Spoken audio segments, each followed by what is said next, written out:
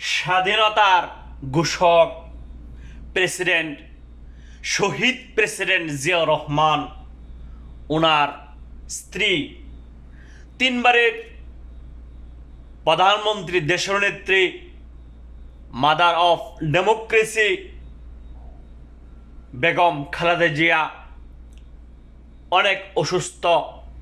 যে অসুস্থতার কারণে ওনাকে বাহির নিয়ে চিকিৎসা করাটাও কঠিন হয়ে পড়েছে, জটিল হয়ে পড়েছে। এবার কি আর হাসপাতালে বেশ কিছুদিন যাবত রয়েছে।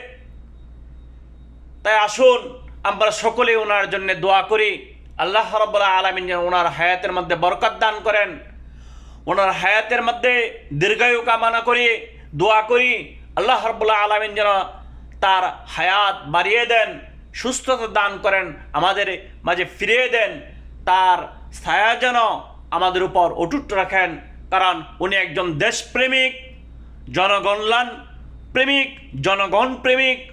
ওনার মতো দেশনেত্রী আমাদের মাঝে খুবই প্রয়োজন। তাই সকলেই ওনার জন্য দোয়া করি। আমিন।